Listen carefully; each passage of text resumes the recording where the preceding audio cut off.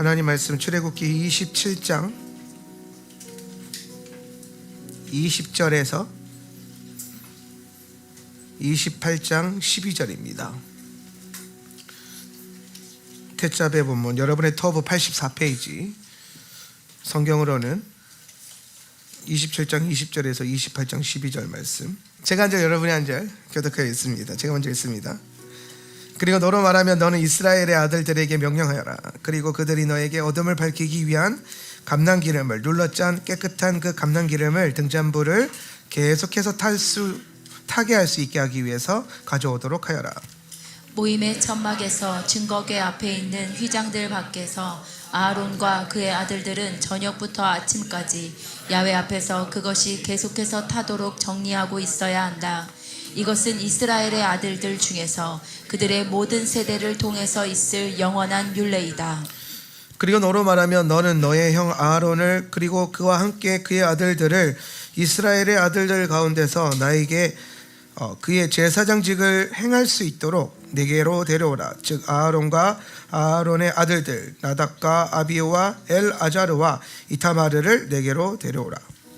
그리고 너는 너의 형 아론을 위해서 거룩한 옷들을 만들어라. 영광과 화려함을 위해서 만들어라. 그리고 너로 말하면 너는 모든 마음의 지혜로운 자들 곧 내가 그들에게 지혜의 영을 채워준 그들에게 이 사실을 말하라. 그리고 그들이 아론의 옷들을 그를 거룩하게 하고 그가 나에게 제사장 일을 할 수 있도록 만들도록 하여라.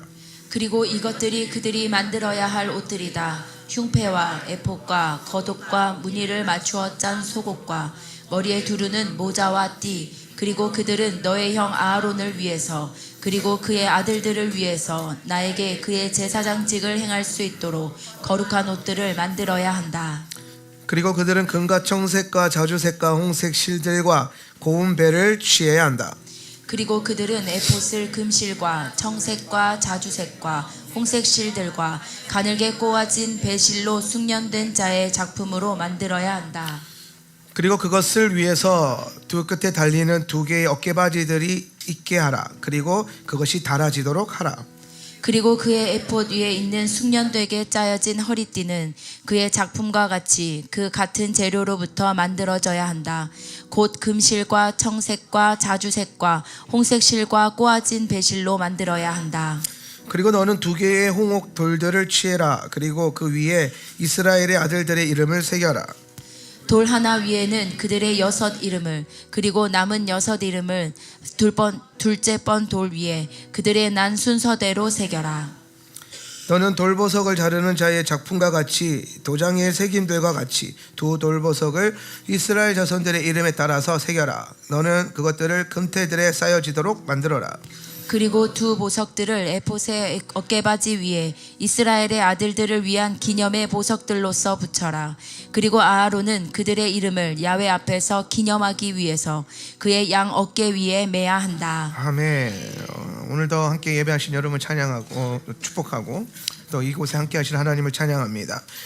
또 전국의 각지에서 여러 곳에서 예배하시는 분들 계신데요. 우리 오사카에서 함께 예배하십니다. 그리고 성남에서 함께 예배하시고요. 양평에서 함께 예배합니다. 이스탄불에서 예배하시는 우리 예배자 있으시고요. 부산에서 함께 예배하십니다. 그리고 우리 포항에서 지금 멀티사이트 예배 이제 2주차 진행하고 있는데 여러분 기억나실 때마다 포항교회를 위해서 기도해 주시고 축복해 주시기 바랍니다. 옆에 있는 분들과 또 온라인으로 함께 예배하는 분들을 다 환영하는 마음으로 박수로 환영합시다.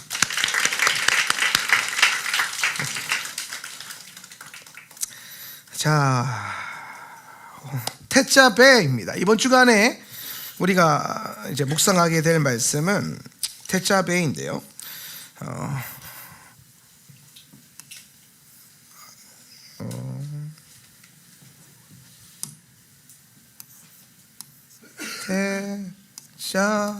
태자배라고 할 수 있습니다. 한번 읽어볼까요? 태자배. 네, 태자배. 이거는 이제 너는 명령해라. 네가 명령할 때에 뭐 이런 뜻입니다. 명령을 해라. 명령해라.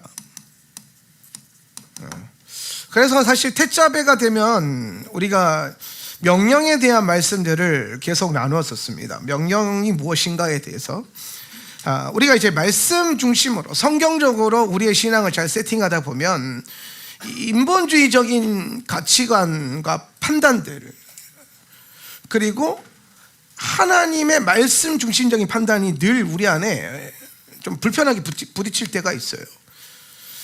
지난주에 우리가 배웠던 말씀을 한번 생각해 볼까요? 지난주에 우리 뭘 배웠죠? 테로마를 배웠어요. 테로마 제목이잖아요. 배운 게 아니라 테로마를 통해서 뭘 배웠어요? 지난주에 우리가 반드시 두 가지를 훈련하고 지나가자 그랬어요. 첫 번째는 뭐에 대한 것을 훈련하자 그랬어요? 이제 재물론이죠. 재물론에 대해서고, 두 번째가 뭐였어요? 교회론이에요. 교회론. 그러니까 지난주 토라포션은 우리에게 교회가 무엇이고 재물이 무엇인가, 그러니까 물질을 우리가 어떻게 사용해야 되는가, 이거에 대한 메시지를 나눴고, 생각보다 되게 교회 중심적인 보수적인 설교였죠. 그러니까 별로 요즘 시대에 별로 안 유행하는 설교입니다. 약간 80년대 70년대 때나 들어볼 법한 그런 설교였죠. 교회 중심으로 살아라, 물질은 하나님께 드리기 위해서 고민해봐라, 하나님 그렇게 해서 주시는 거다. 근데 제가 분명히 보는 것은 그런 명확한 방향성을 가지고 메시지를 나누고 성도들이 거기에 순종하기 시작했을 때 교회는 부흥을 경험했다는 거죠. 지금 포스트 모더니즘과 뭐 여러 가지 21세기 현대 사회를 들어오면서 기독교가 흔히 말하는 세상과 연합하여져서 세상의 그 가치를 전하고 세상적인 방법으로 그들을 품고 뭐 나누고 교회를 그렇게 또 이끌어가고 성도들이 그렇게 살아야 된다, 세상을 품어야 된다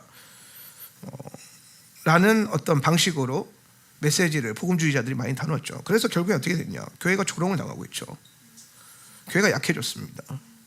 그래서 제가 생각했어요. 교회, 여러분, 세상은요 품는 게 아닙니다. 창세기로 돌아가 볼까요? 세상을 뭐 하는 거죠?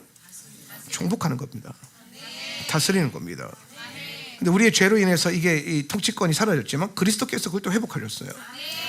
그래서 교회는 1세기 교회는 계속해서 교회를 그 성도들 향해서 뭘 도전하냐면 영적 전쟁을 도전합니다. 그러니까 세상을 사랑해서 품어라, 뭐 좋은 일을 많이 하지. 인본주의적 휴머니즘이 있어요. 이번 주간에 묵상하면서 이게 되게 짜증나게 올라왔었는데 이제 짜증이 보이죠, 얼굴에. 거룩한 하나님의 형상이 좀 짜증이 일어날 정도로 이 인본주의적 휴머니즘에 대한 극치를 제가 갑자기 딱 보면서 이게 진짜 문제구나. 그러니까 너무 인본주의적이에요. 근데 그게 휴머니즘이 붙어요. 그러니까 좋은 것, 착한 것, 윤리적인 것, 뭐 흔히 말하는 뭐 약간 NGO적인 느낌, 그죠? 공익적인 느낌, 공공적인 느낌, 이런 것들이 이제 휴머니즘적으로 가미가 되면서 교회가 그래야 돼라고 하는데, 그러면서 맞아요, 교회는 그걸 할 거예요. 안 하겠다는 게 아니에요. 근데 교회가 그걸 하기 위한 시작의 스타트는 그걸 향해 가는 게 아니라 오늘 하나님과의 관계성, 성경을 진리로 여기는 우리의 명확성, 거기서 또 하나님이 주시는 은혜와 축복, 하나님의 방법으로, 하나님의 원리로 복을 주셔가지고, 왜냐하면 하나님 분명히 말씀하시거든요. 하나님의 방향을 제시하고 이렇게 살면 내가 너에게 복을 줄 거야. 그럼 그 복을 가지고 세상을 품든지 사랑하든지 더 정복하고 다스리든지, 사실 품는 건 아닙니다. 어차피 이거는 우리가 정복해야 될 건데, 근데 어떻게 정복할 거냐? 전쟁으로 정복하는 건 아니죠. 그리스도께서 보여주신 것은 사랑하고 기도하고 중보하고, 그죠? 근데 그 안에서 여러분 그걸 품는다라는 느낌이 어떤 거냐면 그냥 용납한다라는 느낌으로 간단 말이에요. 용납한다. 그러니까 어떤 느낌이 생겨져요? 성경에서 하지 말라고 하는 죄를 용납해야 되는 거예요. 동성애를 용납해야 되는 거예요. 공산주의를 용납해야 되는 거예요. 인본주의를 용납해야 되는 거예요. 왜? 하나님이 사랑이라고 하는데 그 사랑의 본질이 인본주의 휴머니즘으로 오염돼 버리니까. 좋은 것, 윤리적인 것. 그래서 다시 성경으로 돌아가 봐야 돼요. 다시 성경으로 가서 좀 더 보수적인 말씀의 가치, 좀 더 진리의 중심으로 해서 여러분은 항상 하나님 말씀을 좀 더 보수적으로 봐야 돼요. 그리고 그 안에서 그 보수적으로 본 그 테두리 안에서 어떻게 그 진보적인 성향을 갖고 있는 인본주의자들이 말하고 있는 그걸 우리 입장에서 할 것인가, 이게 되게 중요하단 말이에요. 여러분, 예수님도 가난한 사람들을 도우라고 하십니다. 그게 가장 귀한 가치라고 얘기하십니다. 그런데 예수님이 도우라고 할 때에 그 도움이 그리스도의 몸된 교회를 섬기고 또 예배 시스템을 운영하고 흔히 말하는 교회를 섬기고 교회를 운영하게끔 하는 그것들을 하지 말고, 그걸 하지 말고 이걸 해야 된다고 한 적은 단 한 번도 없다라는 거예요. 어떤 면에서 예수님은 항상 이렇게 말씀하셨어요. 둘 다 해라. 둘 다 해라. 그렇죠? 오늘 예수님이 그리스도의 의를 우리에게 부어주시면서 율법주의가 필요 없다고 하셨나요? 아니에요. 뭐라고 하셨냐면 바리새인의 의보다 더 큰 의가 너희에게 있어야 된다. 그렇죠. 분명히 그렇게 말씀하시죠. 그러니까 너희가 나를 따른다면 바리새인을 따를 필요가 없다, 바리새인처럼 살 필요가 없다, 그런 얘기를 한 게 아니라 너희가 나를 진짜 따르다 보면은 걔네를 넘어서게 될 거야, 이 얘기를 하는 거예요. 여러분, 이걸 반대로 이제 지금 우리 삶 가운데 적용을 똑같이 해가지고 보면 너희가 정말 말씀 중심적으로 심플하게 진리를 가지고 성경이 가르치는 방향으로 살기 시작하면은 너희는 인본주의 휴머니즘을 넘어서서 성경적인 휴머니즘, 할렐루야. 네, 성경적인 휴머니즘이에요. 죄를 용납하지 않고 오히려 영혼을 진짜 그 사람을 사랑하기 때문에 죄를 용납하지 못하는 거죠. 여러분, 인간적으로 잠깐 그 마음을 위로하기 위해서 받아들여서 지옥 가는 인생을 만드는 게 아니라 살려놓고 봐야 될 거 아니에요. 살려놓고 봐야 돼요. 천국으로 옮겨놓고 봐야 될 거 아니에요. 그러니까 여러분, 이게 속으면 안 돼요. 그러니까 지금 모든 세상이 지금 기독교가 인본주의적 휴머니즘으로 물들어서 그 대표적인 게 재물론에서 나와요. 요즘 대부분 복음주의자들 말합니다. 교회도 언급하지 마라. 그리고 가난한 사람들을 줘버려라. 이게 그리스도의 뜻이다 그러는데, 글쎄요, 예수님 분명히 말씀하십니다. 오늘 사도 바울이 성도들의 헌금을 가지고 전 세계를 다니면서 교회를 세울 수 있었습니다. 복음의 중심 센터가 됐고, 그렇죠? 근데 또 사도 바울은 그 복음의 그 교회를 먼저 세워놓고 그 교회 성도들한테 뭘 도전합니까? 과부들 챙기고, 과부 명부라 그러죠. 과부들 챙기고, 나그네들 챙기고, 고아들을 돌보라 얘기하는 거예요. 그렇죠? 지금 이해가 되세요? 먼저 해야 될 거리가 있다는 거예요. 그러니까 지금 하나님은, 예수님은 우리에게 둘 다 해라 얘기하는 거예요. 둘 중에 하나를 하는 게 아니다. 둘 다 해라. 가난한 자도 도와라.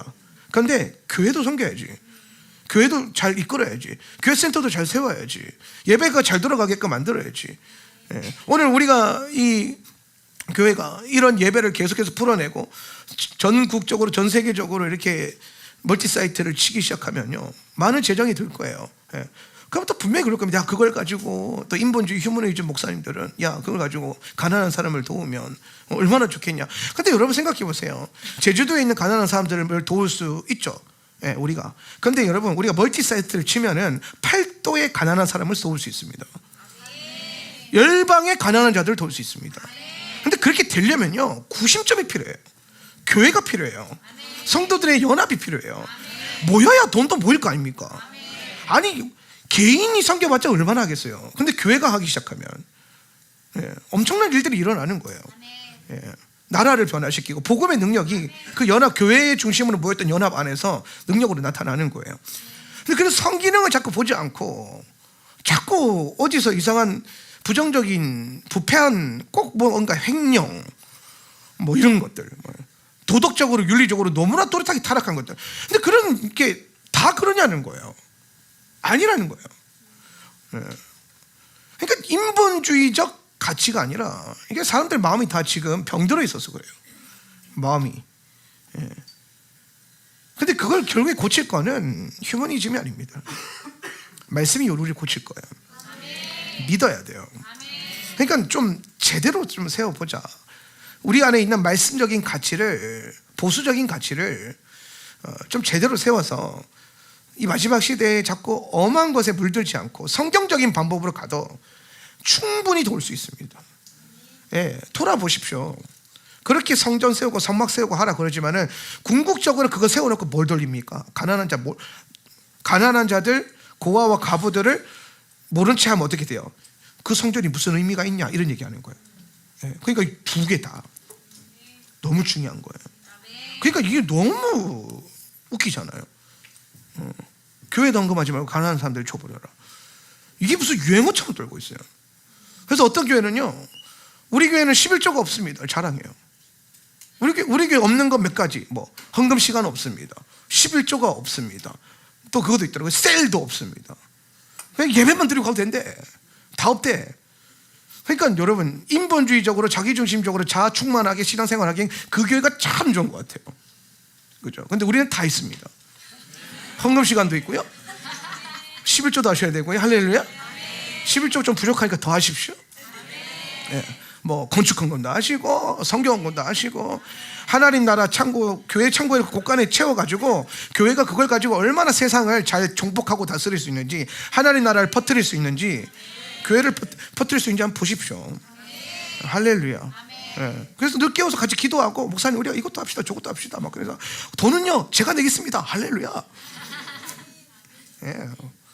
그래야 그런 동네에요 거부들이 일어나요. 그런 동네 거부들이 일어나요. 그러니까 제가 여의도 순복음교회를 사실 별로 좋아하지는 않았어요.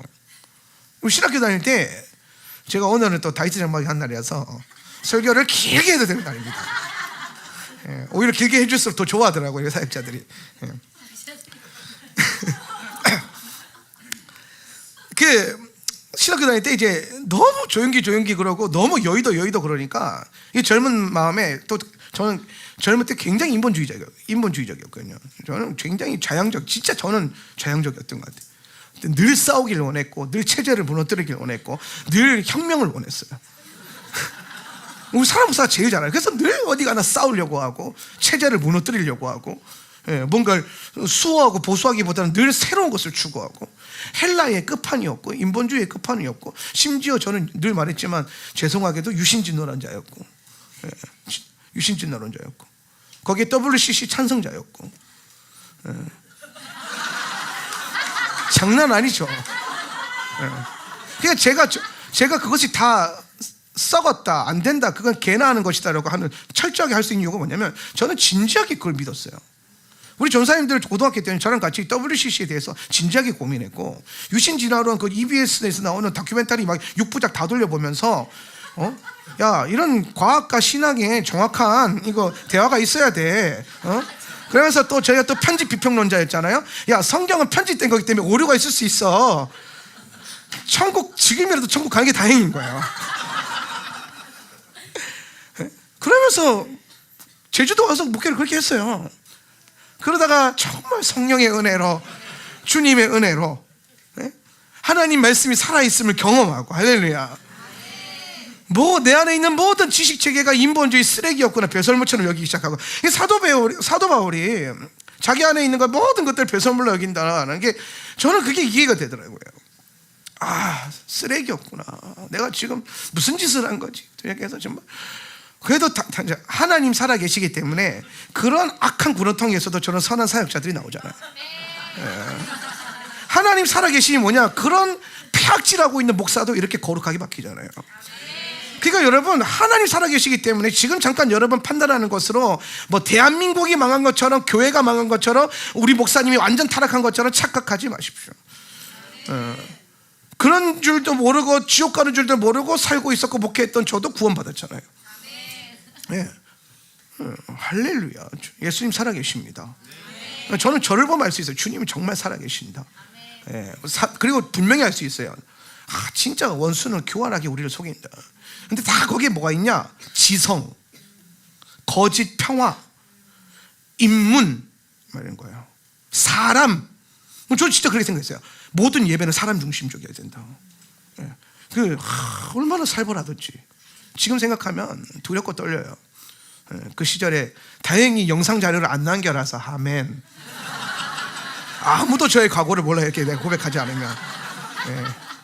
제가 토라 시작한 이후부터 시작해서 그러니까 방송 사역을 시작했거든요.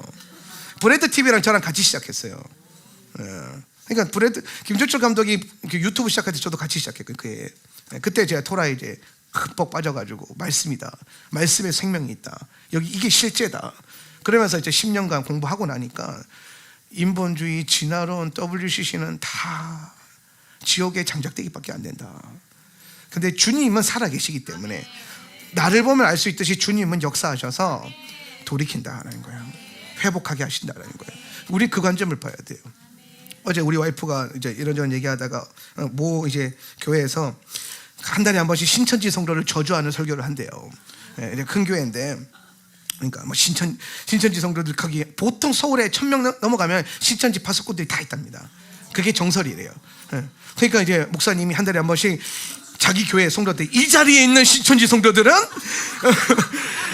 질병의 저주를 받아서 이러면서 막 앞으로 넘어졌는데 코가 깨지고 막 뒤로 깨지고 막 그렇게 설교를 한다는 거예요.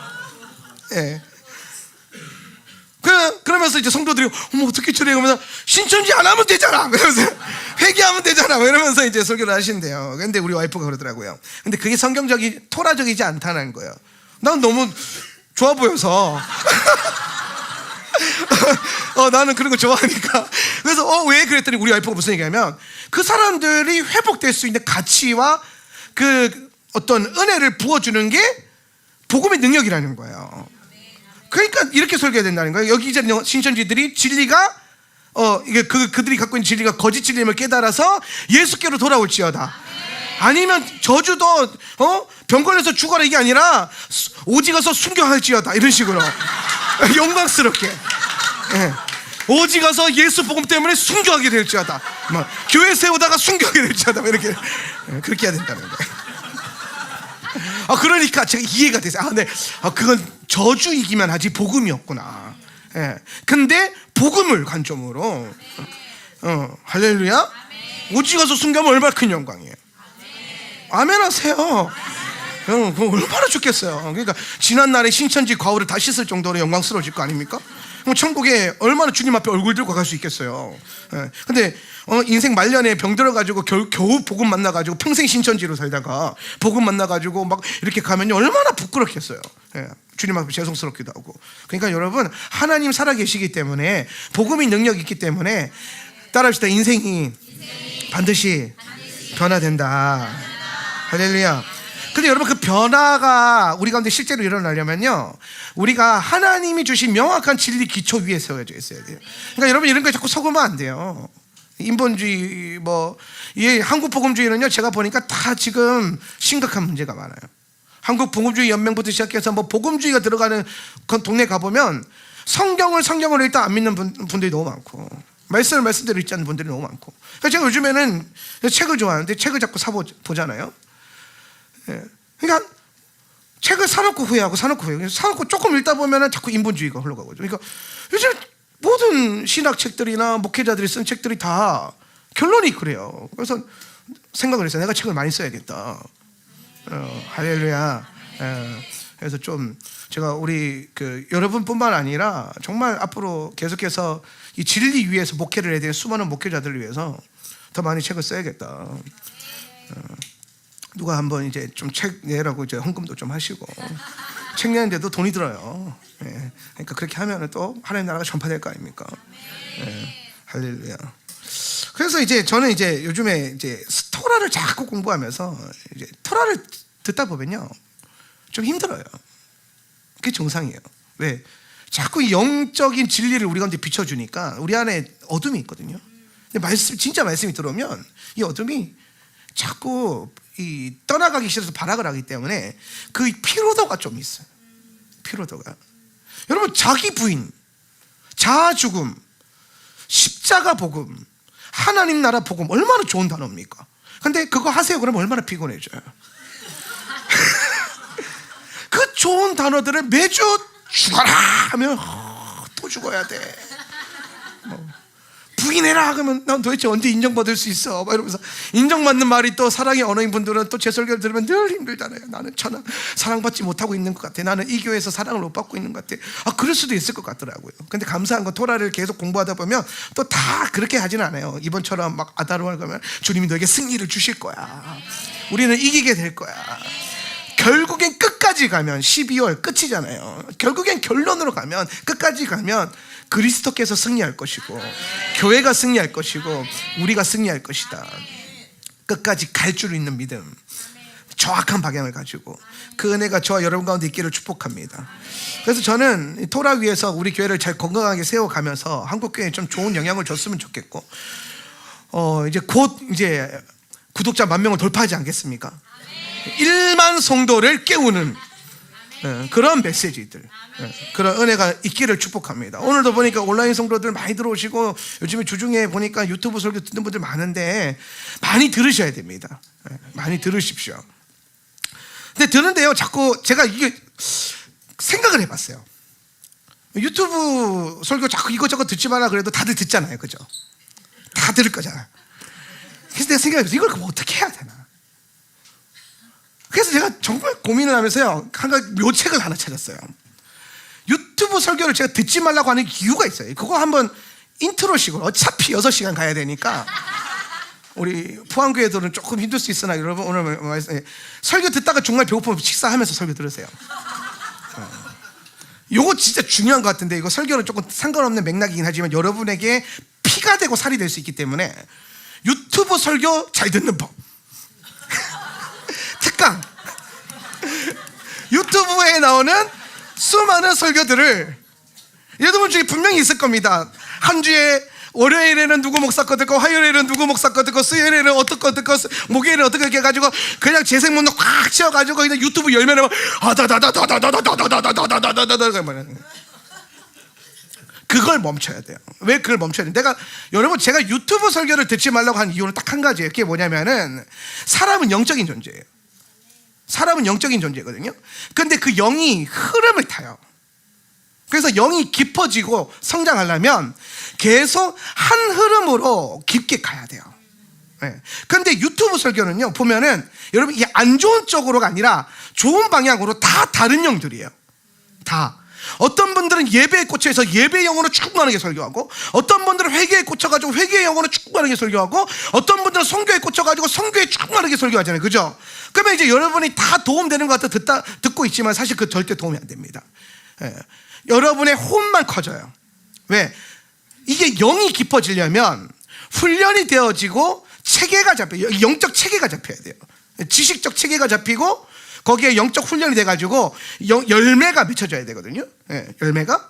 그러니까 여기 농부가 계신데 생각해 보세요. 나는 밭이 하나 있어. 밭이 이렇게 하나 있는데 상추도 먹고 싶어서 상추 뿌리고, 나는 오늘 그래서 여기에 사과 뿌리고 레몬 뿌리고 뭐 청경채 뿌리고 뭐 여기 뭐, 그래서 내가 먹고 싶은 거 다 뿌려놨어. 그러면 여러분, 여기서 내가 뿌린 만큼 다 열매를 다 제대로 맺을 것 같습니까? 절대 못 맺습니다. 왜냐하면 열매 맺는 시기도 다르고요, 그렇죠? 상추는요, 뿌리고 한 달이면 다 자라요. 2달이면 다 자라요. 그러니까 여러분, 이렇게 있으면 이게 나중에 딱 결과적으로 가을쯤 되면요, 나 가을에 먹으러 왔는데 상추는 이미 다시 들고 없고, 뭐는 없고, 또 뭐는 또 있고, 뭐만 있고, 막 이게 엉망진창이. 밭을 그렇게 해서 또 보면요, 밭이 그냥 황폐화되어져 있어요. 황폐화. 근데 여러분, 잘 경작되어 있는 농장이나 밭들 가보면은 한라봉 에어리어, 조생귤 에어리어, 그죠? 귤도 여러분 보니까 난 귤이 다 똑같은 귤인 줄 알았는데 제주도 와서 배운 게 있어요. 일찍 나는 귤이 있고, 중간에 나는 귤이 있고, 나중에 나는 귤이 있다는 거예요. 그리고 좋은 것들은 맨 나중에 대목됐을 때 딱 열린다. 와, 그 참 이 신비해요. 그래서 근데 그러면 잘 보세요. 그러면 나 귤 따러 가자고 했는데 밭에 딱 들어갔는데 여기에 막 한라봉이 있고, 천혜향이 있고, 귤이 있고, 조생이 있고, 뭐 있고, 뭐 날이 다 엄청 많아요. 심지어 여기 나스미깡도 있어. 그러면 여러분 막 이 일이 제대로 되겠습니까? 체계적으로? 이게 시스템이 완전 박살나 있는 거예요. 이게 효율이 있겠어요? 열매를 제대로 맺겠어요? 못 맺는다니까요. 그럼 이렇게 하는 거죠. 마늘 차례 마늘. 그래서 마늘 다 수확하면요, 돈 벌고, 그 마늘 끝나면 그다음에 블루베리 해가지고 블루베리 돈 벌고, 그러면 여러분 얼마나 좋냐는 거예요. 근데 온갖 것들 자기가 입맛에 끌리는 대로 이 마트 문화가 들어와서 그래요. 우리나라 이게 세상이 지금, 사람은 원래 제철 음식을 먹어야 돼. 그래야 여러분 건강해지고, 그리고 이게 그 하나님의 섭리에 맞는 것 같아요. 지금은 그냥 마트만 가면은 온 열방이 거기 다 들어와 있고 사계절이 다 들어와 있잖아요. 진짜 시간을 다 붙들어 매놨어.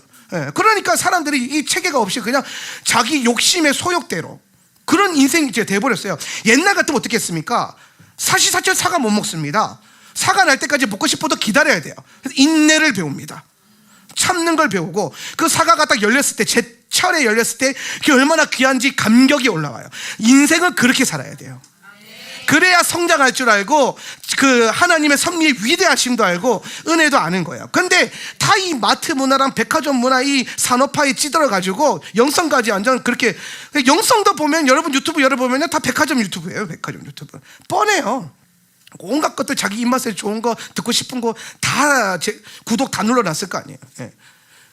근데 여러분 그거 아세요? 유튜브 구독한 것 중에서 그 3개월 안에 한 번도 클릭 안 하는 채널이요 80%가 넘는데요, 통계적으로.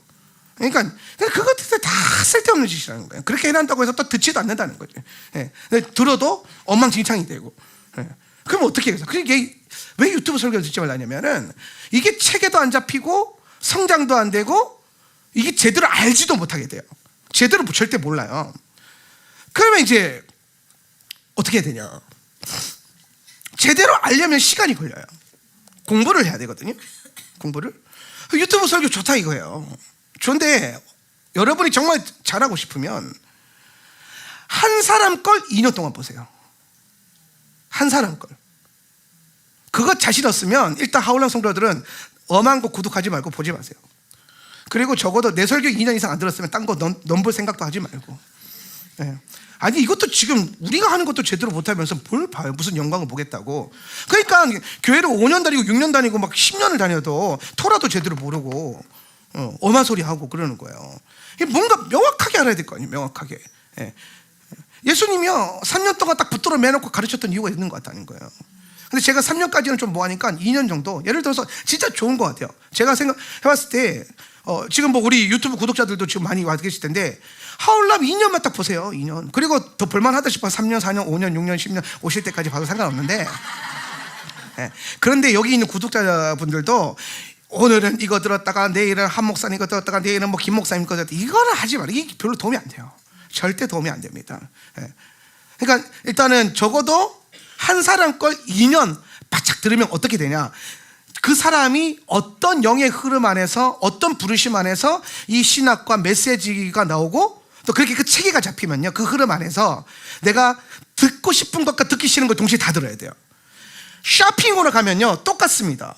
말씀도 내가 좋아하는 말씀을 듣고 이 목사님 오늘 내가 별로 안 좋아하는 주제야, 그럼 안 들어. 그러면 자아가 충만해져요. 하나님 말씀을요 자아 키우는 데 써요.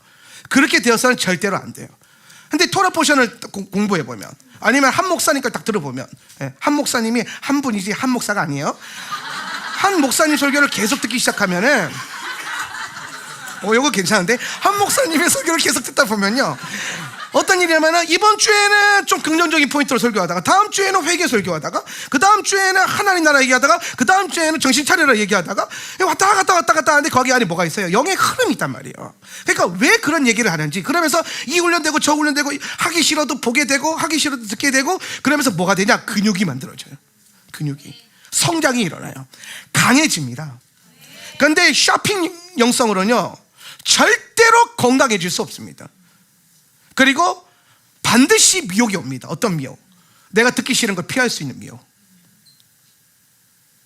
심지어 우리 교회 그런 성도도 있었어요. 예전에 있었는데, 제가 설교를 이번 주에 했어요. 근데 듣기 싫은 거예요, 자기가. 그래서 내 설교 반대되는 설교를 찾았어. 그걸 들어. 정신 나간 짓이죠. 그건 진짜 정신 나간 짓입니다. 근데 그래 놓고 와가지고 자기는 너무 은혜를 받, 목사님 설교 듣고 너무 우울했었는데 그날 밤에 광명을 찾았다는 거예요. 그러니까 그런 분들은 나가는 게 맞아요.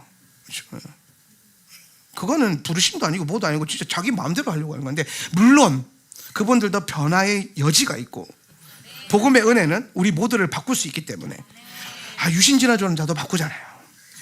WCC 찬성자도 바꾸잖아요. 그러니까 하나님은 일하시는데, 근데 여러분 그렇게 일하시는데 여러분 그거를 용납해서는 안 돼요. 그래서 정말 보고 뭐 다른 목사님 설교 좋은 것 같아. 그러면 그분 거 한 사람 거, 내 거 꼭 안 들어도 된다니까요. 근데 하울라면 내 거 2년 이상 듣고, 진짜 여러분 전심으로 한번 잘 생각해 보세요. 여러분이 전심으로 우리 교회 메시지만 2년 동안 오로지 들어본 적이 있는지, 2년에서 3년 정도, 아니면 온갖 계속해서 뭔가를 같이 껴서 들었는지, 그거 여러분 다른 겁니다. 치팅하지 마세요. 치팅하지 말고 원팅하면서 계속 하나만 들어보라고요. 그러고 나서 어느 정도 2년 정도 3년 들어보면요 잡힙니다. 성장합니다. 그리고 뭐 나는 그 다음에 뭐 이천수 목사님 좋아. 그럼 이천수 목사님 한 2년 3년 들어보세요. 제일 좋은 건 그 교회를 이사 가는 게 제일 좋아. 그렇게 해서 공동체도 하면서 그러면서 들어보는 거예요. 아니면 뭐 교회는 우리 교회 다니지만 근데 이게 2년 3년 들으라는 이유가 뭐냐면 그러면요 다른 말 하는 게 아니라는 걸 알게 돼요. 다른 말 하는 게 아니라 이게 용어가 다르고 관점이 다르고 이게 그 타점이 다른 타이밍이 다른 거지. 결국엔 그 얘기예요. 왜냐하면 여러분 말씀은 다 하나이기 때문에 결국엔 모든 사람들이 같은 말을 하게 돼 있습니다. 근데 왜 자꾸 우리가 부딪히는, 물론 이제 정반대되는 신학적 흐름도 있긴 있어요. 근데 그런 수준이 아니라면 적어도 사실 말씀을 가지고 공부하다 보면요 다 한 영으로 가게 돼 있는데 잡다하게 쇼핑으로 들으면요 왜 안 되냐면 내가 죄성이 있어서 그래요. 듣기 싫은 거 듣기 싫은 거, 안 들리는 거 안 들으려고 하는 거, 그거 죄성입니다. 예. 여러분 하나님 말씀하시는데 듣기 싫어요. 죄죠. 그죠? 하나님 말씀하시는데 안 들려요. 들을 생각도 없는 거 죄입니다. 들으려고 노력하지 않은 거 죄입니다. 예. 그죠? 아니 죄잖아요. 하나님이 말씀하시는데 왜 들으려고 안 하냔 말이에요. 하나님 말씀하시는데 왜 거절하냐는 거예요. 예. 그러니까 여러분 요나를 보고 에이그 사사시대를 보고 에이그 할 게 없습니다. 우리 안에 사사시대가 추추전국시대처럼 펼쳐져 있고 우리 안에 요나와 같은 그 연약함이 있는 거예요. 근데 하나님이 그거를 그래 너는 요나니까 하고 용납하지 않잖아요. 끝까지 다루시잖아요. 그래서 네가 지금 잘했냐? 네가 지금 옳은 것 같아? 철저하게 하나님 회개시킨단 말이에요. 철저하게. 그런데 이걸요 그 하나님의 회개에 붙들리고 인도함을 받으려면 한 영으로 가야 되는데 그걸 자꾸 피해가는 거죠. 오늘은 이 목사님 설교를 피했다가 오늘은 이 목사님 설교를 피했다가 쥐레 피하듯이. 그러면 나중에 힘들어요. 제가 신학교 졸업할 때 히브리어 잘 피해서 졸업했거든요. 헬라어는 못 피해서 밟았는데 히브리어를 기가 막히게 피해서 4년 만에 졸업을 했어요. 진짜 히브리어 점 하나 안 찍어보고 졸업을 했어요. 그랬더니 제가 나중에 10년 후에 목회하면서 뼈가 이제 가슴을 치면서 후회했어요. 좀 배워놓을 걸. 그래서 진짜 창피한데 우리 전사님들한테 연락해가지고 야 니네 학교에 그 히브리어 책 좀 사서 나한테 좀 보내줘라 그래가지고 그걸로 혼자서 아무도 안 가르쳐줘 이제는. 그러니까 여러분 하나님이 가르칠 때 안 하면요 혼자서 싹 빠지게 해야 돼요. 그러니까 여러분 하나님이 훈련시킬 때 잘 배워야 돼요. 그러면요 나중에 편해요. 진짜 머리가 나쁘면 손발이 고생해요. 그래서 내가 이 머리를 나쁜데 악한데 쓰니까 나중에 얼마나 고생했는지 몰라요. 그 히브리어 혼자서 막 두려움도 있어요. 진짜 이렇게 공부한다고 되긴 될까? 그래서 진짜 그때 무슨 생각했냐면 신학교를 다시 가야 되나? 대학원을 다시 가야 되나? 막 이런 생각도 했다니까요. 막 목회 그만두고. 그런데 다행히 하나님이 은혜 주셔가지고 하나님이 살아계십니다. 그래서 제가 생각할 때 유튜브 설교 잘 듣고 싶으면 한 사람 거 2년 들읍니다. 잡다하게 들어서 절대로 성장 안 해요. 오히려 혼미해져요. 그리고 여러분은 죄성이 반드시 있어요. 우리는 다 죄성이 있어요. 우리는 다 죄성이 있기 때문에 피하고 싶어져요. 피하려고 해요. 듣기 싫은 거 안 들으려고 그래요. 그리고 판단하거든요. 판단해요. 그래서 막 여러분 안에서도 이제 막 판단해가지고 온갖 카테고리를 나눠요. 그래서 내가 원하는 대로 내가 편한 대로 결국에는 내 혼과 내 자아만 키우는 꼴이 되지 그리스도의 신부와 그리스도의 제자로서 자랄 수 있는 영역이 절대 안 일어나요. 그런 복합적인 이유 때문에 제가 또 2년 동안 한 사람 분명히 안 들을 거 알기 때문에 아예 듣지 말라고 하는 건데 그래도 한번 도전해보고 싶으면 해보면 도움이 될 겁니다. 그래서 한 사람 걸 2, 3년 계속 그렇게 하다 보면 분명히 잘하게 될 겁니다. 시작은 뭐예요? 한 목사님. 자, 그래서 태자배로 다시 돌아오면 자, 태자배가 되면 두 가지를 우리가 공부하게 돼요. 하나는 명령에 대한 건데 그건 오늘 다루지 않을 거예요. 우리는 그동안 태자배에 대한 명령체계, 기름을 준비하는 영성에 대해서는 이미 많이 공부했기 때문에 그 다음 파트, 그러니까 명령 다음에 태자배 안에 어떤 내용이 주를 이루고 있냐면 제사장 옷에 대한 얘기입니다. 제사장 옷. 그래서 오늘은 교회가 입어야 할 제사장 옷에 대하여서, 여러분이 입어야 할 제사장 옷, 쉽게 설명하면 하나님이 이번 주간에 나에게 어떤 옷을 입혀주길 원하시는가, 오늘 주님께서 여러분에게 옷을 선물해 주시기로 결정하셨다. 예. 그래서 오늘 주님이 예배하신 옷을 입을 수 있기를 바랍니다. 예. 자, 그래서 제사장 옷, 교회의 제사장 직분에 대한 얘기를 할 겁니다. 그래서 오늘 설교 제목이요, 당신은 멜기세덱 계열의 제사장이다. 이 얘기를 할 겁니다. 멜기세덱 계열. 자, 오늘 메시지는 여러분이 필기를 잘 하면서 성경의 구조적 메커니즘을 잘 배우셔야 됩니다. 안 그러면 히브리서와 이 지금 출애굽기에서 말하고 있는 말씀과 사도 베드로가 결론적으로 우리에게 너는 택한 족속의 왕 같은 제사장으로 선포해 준 그 말씀의 의미를 모르게 돼요. 예.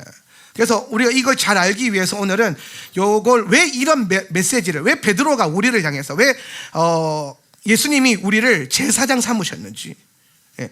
그러니까 여러분, 꼭 우리가 제사장이 아니어도 되거든요.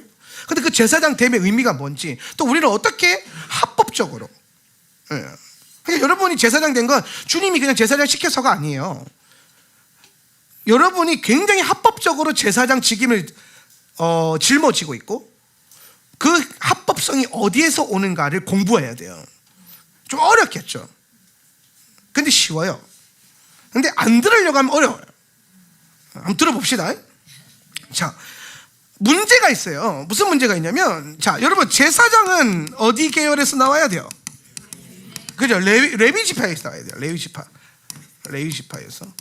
그리고 아론의 후손이죠. 아론의 후손. 아론.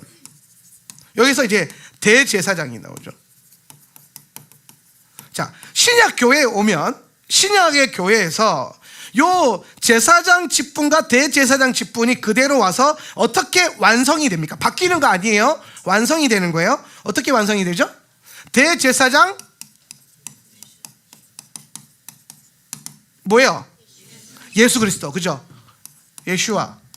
예수와께서 대제사장 되시고, 제사장, 그 밑에 있는 제사장들, 누가 제사장입니까? 성도들, 교회를 말하는 겁니다.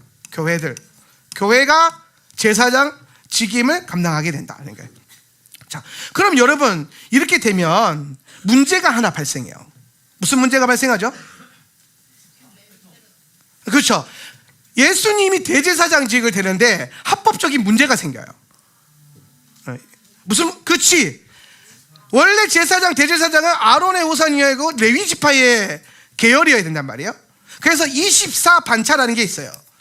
24반차라고 하는 이 시스템이 있는데, 이게 뭐냐면 그 모세가 율법을 통해서 명령한 레위기적 제사장 시스템이에요. 이게 예수님 시대까지 내려오는데, 그래서 합법적으로 대제사장 직임과 제사장 직임이 가동이 된단 말입니다. 예, 이게 가동이 되는데, 문제는 예수님을 대제사장이라고 교회가 선포하고 고백하고 있는데, 예수님이 유다의 후손인 거야. 유다 지파의 후손으로 왔단 말이에요. 예. 그러면은 예수님의 대제사장직은 뭘 하게 되냐면은 레위기의 제사장 시스템과 뭐 하게 돼요? 충돌하게 됩니다. 그죠? 충돌하게 돼요. 이 충돌 때문에, 여러분 잘 보세요. 이 충돌의 그 문제 때문에 복음주의가 그동안의 교회의 대체 신앙이 무슨 얘기를 하냐면, 구약의 레위기적 제사를 하나님이 뭐 하셨다? 폐하셨다. 요 얘기를 갑자기 꺼내들어요. 폐하셨다. 왜? 이거에 대한 적법성을 부여하기 위해서. 그래서, 근데 여러분 잘 보세요. 그러면 레위기만 폐해지면 안 되잖아요. 그죠? 레위기만 폐해지면, 왜 레위기만 폐하냐? 이게 지금 논리적으로 아다리가 안 맞게 돼요. 그러니까 이제 전체적으로, 그러면 이렇게 하자. 구약은 예수님이 온 이후부터 뭐 해졌다? 폐해졌다 해서 구약 폐기론이 나오는 거야. 구약 폐기론이. 구약이 폐기가 돼야 히브리서나 신약 성경에서 말하고 있는 예수 그리스도의 대제사장직과 성도의 제사장직이 뭐가 돼요? 합법적으로 적용이 되겠죠. 그죠? 근데 이게 왜 중요하냐? 이게 뭐가 중요하냐? 그래서 중요해요. 이게 왜 중요하냐면 초대교회 성도들이 다 유대인이란 말이에요. 초대교회 성도들이 다 유대인인데 유대인들은 누구보다도 레위기적 제사장 시스템으로 신앙생활을 하던 사람들인데 근데 그렇게 하다가 갑자기 예수님이 대제사장이래. 근데 처음에 은혜가 있어서 아멘 했는데 시간이 지나면서 의문이 생기는 거죠. 그러면 이 토라는 뭐야? 심지어 여러분 1세기 교회에는 신약 성경이 성경이 아니었단 말이에요. 그냥 사도들의 서신서였지. 그러니까 1세기 교회는 다 토라를 꺼내서 토라가 사실 회당에 가서 성경 보고 모여가지고 교회는 기도 생활하고 복음 전하고 메시아 사상을 선포하고 이것만 했지 사실 1세기 교회의 경전도 구약이었단 말이에요. 그런데 이게 시간이 흘러가면서 이게 자꾸 이제 문제가 충돌이 일어나는 거예요. 예수님을 가져와서 하니까. 근데 예수님이 지파가 안 맞아. 이게 그러면 충돌이 일어나네? 그러면서 이 구약 폐기론이 나중에는 이제 애매하게 흘러오다가 콘스탄틴 이후에 로마 카톨릭 교회가 이제 딱 들어서게 되면서 로마 카톨릭 체제가 들어서게 되면서 신학적 시스템이 디스커션 하던 시스템에서 교리를 짜가지고 티칭하는 시스템으로 바뀌어버리는 겁니다. 자, 히브리 사람들은 성경 어떻게 공부했어요? 랍비가 가르쳐 주는 대로 배웠어요? 아니에요. 서로 디스커션 했어요. 강론하며 라고 했죠. 신명기 6장에 보면. 서로 질문했어요. 서로 말하고 서로 고민하고 공부하고.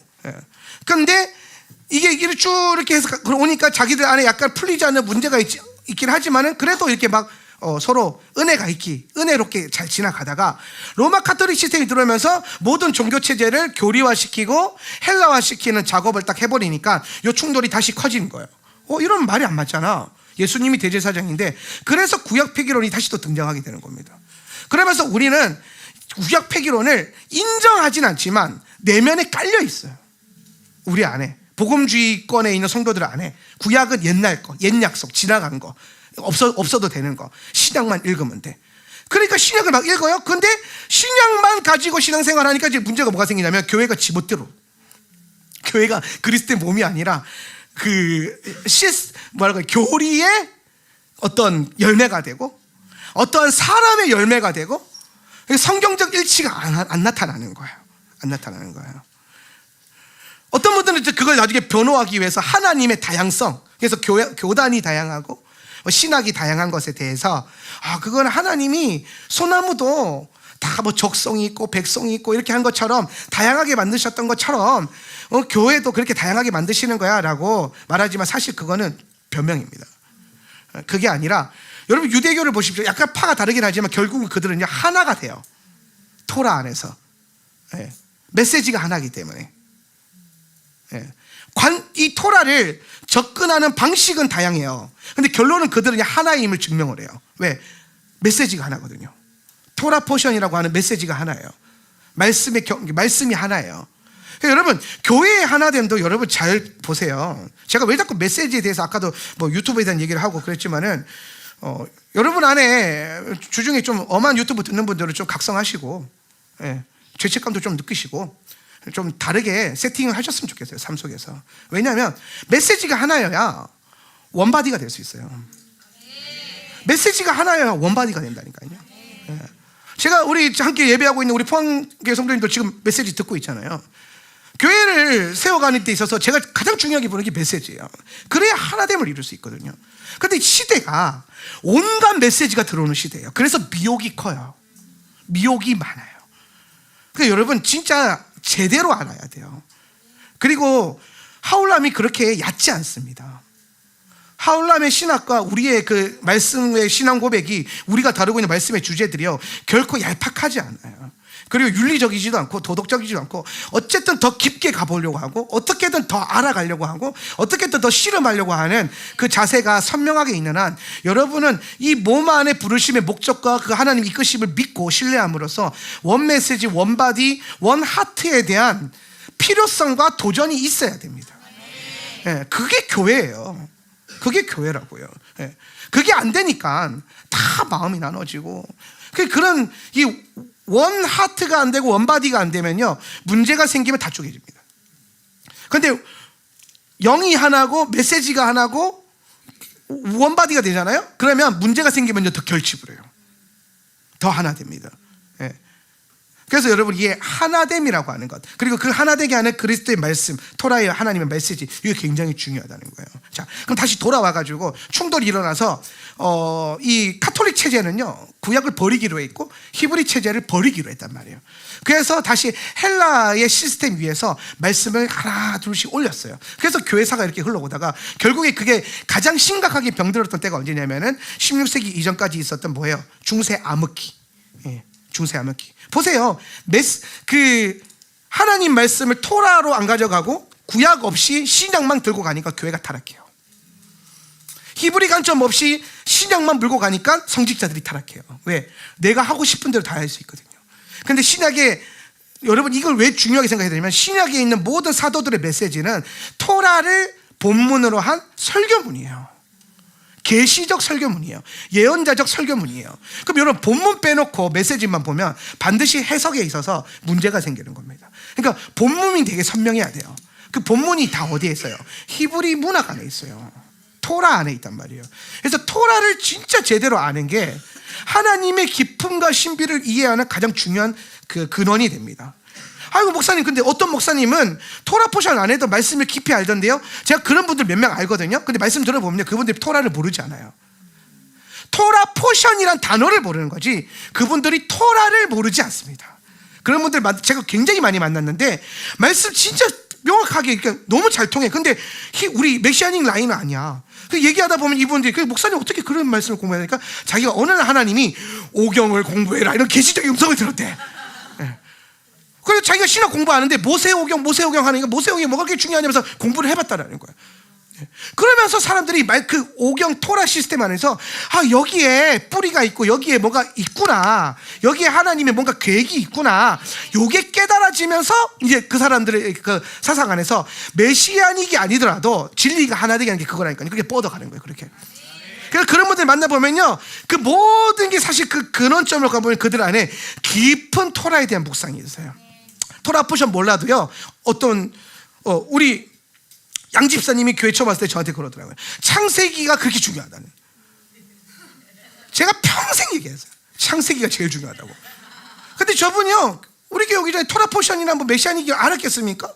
선교사 출신이고 뭐 하다 보니까 다른 많은 걸 알았지만은 요 라인을 몰랐을 거 아니에요. 히브리어나 이런 거는. 근데 왜 결론이 같아져요? 성경을 계속 경전이 같잖아요. 이게 읽다 보니까 영이 열리니까 창세기가 중요하니 이게 보이는 거예요. 여기서 신학적인 훈련이 되면 창세기가 중요하네 여기 되면요 뭐로 연결되냐, 오경이 중요하겠구나 이렇게 돼요. 신학 훈련 받은 사람들은. 왜? 창세기를 단권으로 안 보거든요. 예. 저거 하나의 두루마리거든요. 예. 원 스크롤이에요 토라는. 예. 그러니까 그러면 오경 전체를 공부하면 뭐가 나오겠구나. 그래서 오경을 집중적으로 공부하는 분들이 많아요. 그래서 말씀을 깨달아가는 거예요. 예. 그러니까 여러분 우리는 그 중요한 시스템, 그 어떤 방향성을 시스템적으로 하고 있잖아요.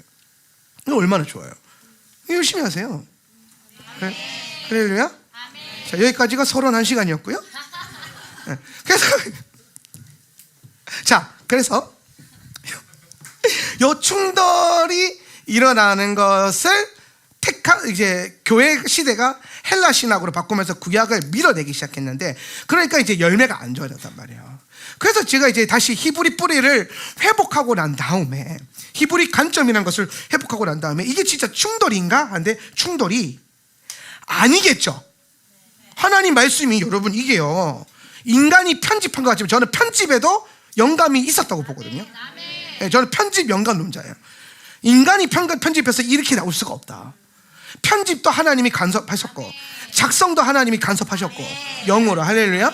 네. 그럼 여러분 이 시스템이요, 이 66권 시스템이 이게 과연 하나님이 단순하게 우리에게 주셨겠냐는 거예요. 절대 아니에요. 충돌이 일어나게 준 게 아니에요. 왜 충돌로 느껴졌냐면 히브리 관점과 유대교 신학에 대한 포용적 관점을 버려서 그런 거예요. 모세를 버리니까 모세의 율법이 이해가 안 되는 거예요. 그러니까 모세를 알아야 된단 말이에요. 자, 그럼 이제 보세요. 요 얘기를 하려고 내가 지금 요거 길게 얘기한 건데, 제사장 시스템은 레위기를 기반하죠. 모세의 율법이에요. 모세 시대의 율법이죠. 그죠? 자, 그러면 이제 예수 그리스도의 제사장 직분을 계시적 그 제사장 직분이라고 해봅시다. 계시적 제사장직. 우리가 계시적 제사장직이에요. 자, 계시적 제사장직은 이 뿌리가 많은 사람들이 히브리서라고 얘기해요. 히브리서. 실제로 히브리서 그 7장과 8장, 7장과 8장에 가면 멜기세덱이라고 하는 이 계열을 끌고 와요. 히브리 기자가. 그러면서 예수님의 대제사장 직분이 모세의 율법과 레위 지파의 그 레위기적 제사장 시스템에서 온 게 아니라 멜기세덱에게서 왔다, 이 얘기를 합니다. 멜기세덱. 그래서 우리는 다 그렇게 해서 그래서 좀 신비하게 왔나 보다, 이 얘기를 하는데 이 얘기는 굉장히 중요한 얘기예요. 첫 번째로 이 얘기가 왜 중요해지냐면, 이 멜기세덱, 이 히브리 기사가 멜기세덱을 얘기하는 게 왜 중요해지냐면, 첫 번째로 시대가 앞서요. 시대가 앞선다. 이게 무슨 말이냐면, 모세 시대 때 레위기적 제사장 시스템이 만들어지잖아요. 근데 신약 교회에 와서 이게 만들어지잖아요. 근데 왜 너네 이걸 안 따라가냐 그러는데, 사실 모세의 앞에 누가 나와요? 멜기세덱이 나와요. 모세의 앞에. 예.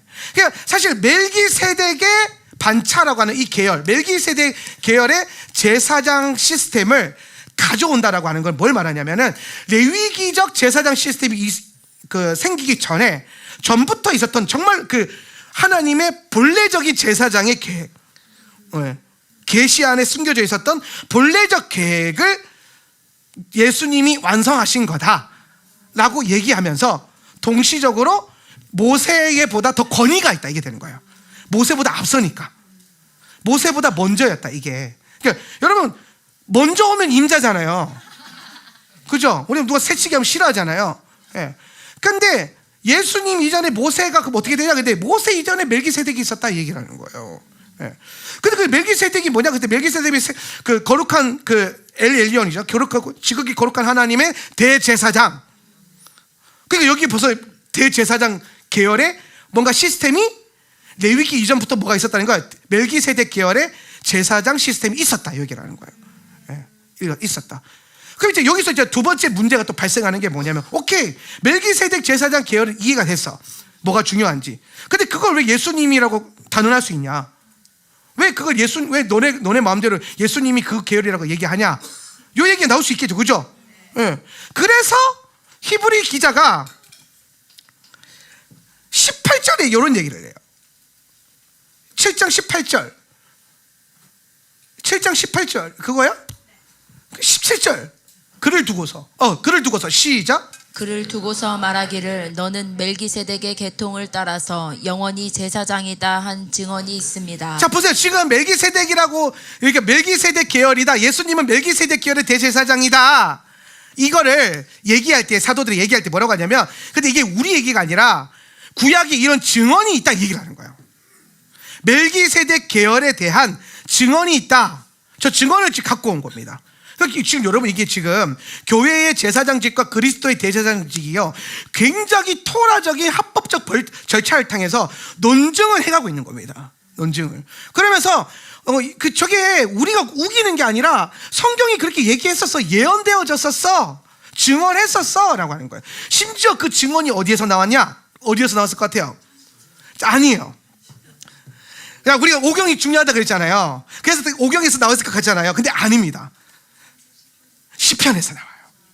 시편. 근데 왜 그럴 수 있잖아요. 왜 중요하지? 시편이 왜 중요해요? 시편은요, 다윗 때문에 중요하기도 한데, 이 사람들이 너무 이제 다윗을 좋아하게 됐어. 축복합니다. 근데 여러분, 시편이 갖고 있는 문학적 위치 때문에 그래요. 시편을 다른 말로 뭐라 그래요? 성문서의 토라예요. 성문서의 토라. 시편은 토라예요. 그래서 시편이 몇 권으로 되어 있어요? 5권. 5경이에요. 그 5경이, 그러니까 이게 우리가 우기는 게 아니라, 원래 처음부터 시편을 여러분 이런 얘기를 안 들어본 이유는 이제 유대 신학을 몰라서 그런데, 유대인들은 시편을 시편 1편을 창세기 시편, 2편을 출애굽기 시편, 레위기 시편, 민수기 시편, 신명기 시편이라고 실제로 그렇게 대대로 불렀어요. 그렇게 딱 돼 있어요. 창세기 시편, 오경이 시편으로 돼 있어요. 그러면서 이제 멜기세덱 계열을 따라서 너는 영원히 대제사장이 될 것이다 라고 하는 다윗의 예언이 맞습니다. 다윗이 예언을 해요. 그런데 잘 보세요. 이 시편 5권 중에 이 예수님의 멜기세덱 제사장직에 대한 예언이 1, 2, 3, 4, 5 창세기, 출애굽기, 레위기, 민수기, 신명기 중에서 어디에 있었을 것 같아요? 레위기? 왜 신명기라고 해요? 자, 한번 물어봅시다. 왜 되게 담대하게 내 눈을 보면서 신명기 그러셨는데 왜 신명기라고 얘기했어요? 생각해 보세요. 신명기 왜 신명기? 그냥 느낌이 딱 왔어요? 여러분, 신명기는 무슨 내용이에요? 마지막 때에 신명기의 문학적 위치, 구속사적 위치라고 합시다. 문학적 위치라고 하지 말고 너무 신학적이다. 구속사적 위치. 신명기는 어디에서 썼어요? 요단강 동편. 뭐가 끝났을 때? 광야 행진이 끝났을 때. 뭐 하기 직전? 언약의 땅에 들어가기 직전. 그러면 신명기 시대의 리더십이 누구로 이양이 돼요? 여호수아 이끌은 누구? 예슈아가 왕이 되어서 이스라엘을 이끌어 들고 가죠. 그죠? 예슈아가 대제사장직을 하면서 이 시스템을 갖고 들어가죠. 그죠? 그래서 신명기에서 다윗을 통해서 하나님이 예수 그리스도의 멜기세덱 계열의 대제사장직을 이미 다윗 시대 때 예언을 해놨어요. 메시아는 그런 존재라고. 그래서 여러분, 예수 그리스도께서 이 땅에 그렇게 오시는 것, 또 이 다윗의 입을 통하여서 예언되어졌잖아요. 그죠?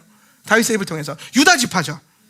같은 지파예요. 그러니까 그 예언이 지금 그 계열로, 다윗의 계열은 아니에요. 멜기세덱 계열이 이게 천상의 시스템이니까. 그런데 전해지는 것도 뭐예요? 혈통으로, 유다 지파의 혈통으로 이게 예언되어지고 신명기 시편에서 예언되어져서 히브리 기자까지 깨달음으로 오는 겁니다. 여기까지. 그래서 와서 보니까 예수님이 그 다윗이 얘기했던 진짜 그 영원한 대제사장, 레위기적 대제사장은요, 이 레위기의 제사 시스템은 그림자입니다. 이거는 예표이고 이거는 그 지도예요. 지도. 요 시스템이 가고자 하는 결론이 있어요. 결론. 그 결론이 누구라는 거예요? 예수님이라는 거예요. 예수님의 대제사장직, 메시아의 합법적 대제사장직. 근데 그게 어디를 타고 온다? 레위지파 혈통이 아니라, 모세의 율법이 아니라 그 앞선 멜기세덱의 계시적 대제사장 계열을 타고, 심지어 이거를 중간에 예수님께로 오기 전까지 누가 중간에 이건 거예요. 이거 뭐지? 토스인가? 네. 창세기가 멜기세덱 대제사장 예수님을 토스하고, 시편이 멜기세덱 대제사장님을 리시브하고, 히브리서가 스파이크를 때리는 겁니다. 이해가 되세요? 그러니까 이게 여러분 그냥 내려오는 게 아니라 진짜 하나님의 철저한 계획 안에 팡 예수 그리스도 이러면서 나온 거란 말이야. 그러면서 예수님의 대제사장직이 합법적으로 모든 교회들 안에, 모든 성도들 안에 말씀을 아는 그 심령들한테 합법적으로 꽂히기 시작하는 겁니다. 네. 요걸 알아야 되는 거예요. 그러니까 이게 토라랑 부딪히는 게 아니에요. 네. 애초에 여기서부터 메시아의 대제사장직이 나온 게 아니라 이 앞에 있는 멜기세덱으로부터 나온다라고 이미 예언을 토라에서 예언을 시작했기 때문에. 예. 그러니까 레위기 제사장직은 그 멜기세덱 대제사장을 받아내기 위한, 그 체제를 유지시키기 위한, 그분이 오셔서 그분이 하시는 모든 제사와 예배가 합법적으로 부여되어야 되기 때문에. 예. 근데 그거를 백성들이 또 들어가려면 뭐라도 붙들고 걸어가야 되잖아요. 말씀을 붙들고, 그거 붙들고 가라고 이 시스템을 이스라엘답게 유지하기 위해서 주신 거라는 거예요.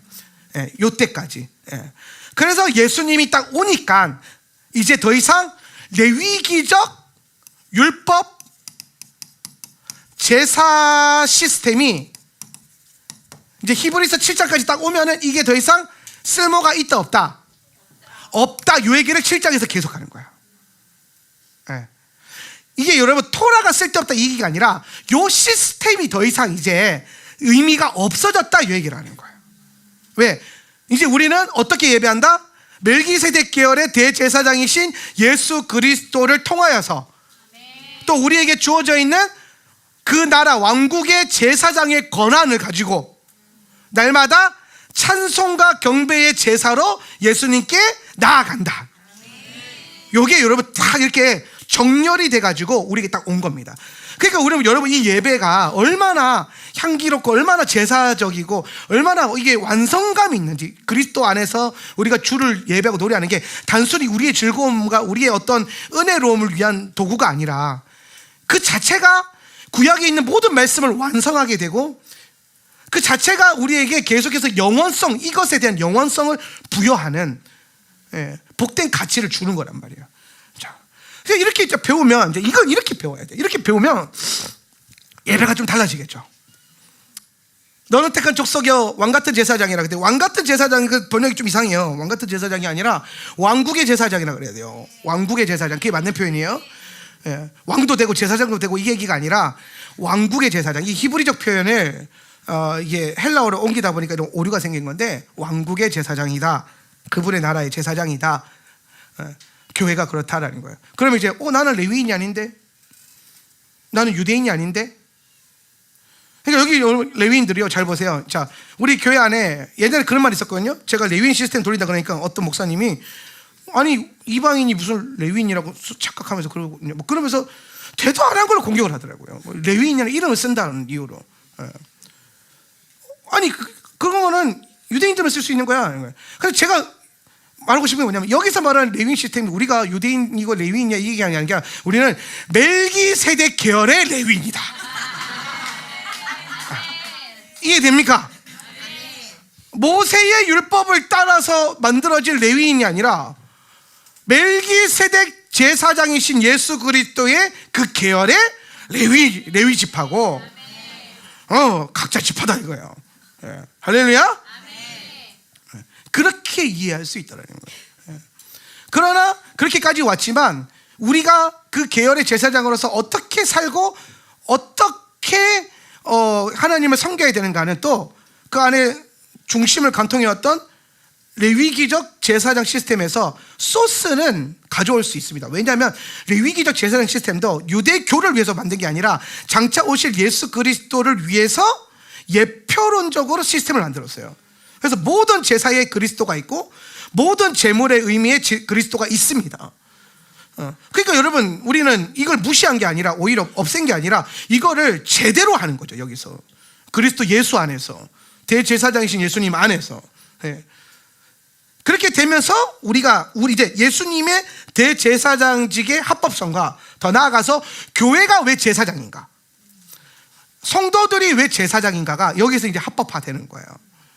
그러면서 이제 주님이 우리를 그분의 나라의 제사장으로 교회를 부르셨다. 뭐 하라고? 멜기세덱 계열의 대제사장 예수님의 그 사역을 함께 옆에서 서포트하며 섬기라고. 근데 그분이 뭐래요? 하나님 나라를 임하게 하고. 그러니까 우리가 그걸 섬기다 보니까 우리의 포지션은 뭐예요? 하나님 나라가 임하는 건 주님이 하시는 일이고, 그죠? 우리는 그걸 위해서 뭐예요? 기도하고 예배하고. 임하는 거는 우리의 능력이 아니에요. 여러분 착각하면 안 돼요. 어떤 목사님에게 임재가 충만하다, 여러분 그게 착각하면 안 돼요. 그 사람이 자기 할 일에 충실해서 하나님 그렇게 역사해 주시는 거야. 그 사람 때문에 임하는 게 아니라 그분이 자기 할 일을 최선을 다해서 했기 때문이에요. 자기 포지션으로. 그래서 그 사람에게만 뭐 임재가 있고 기름 부음이 있고, 이거 절대로 아닙니다. 기름 부음과 임재는요 주님이 하시는 일이에요. 아무리 탁월한 사역자들도요, 아무리 유명한 시주 사역자들도 모든 병자를 치유하지는 못합니다.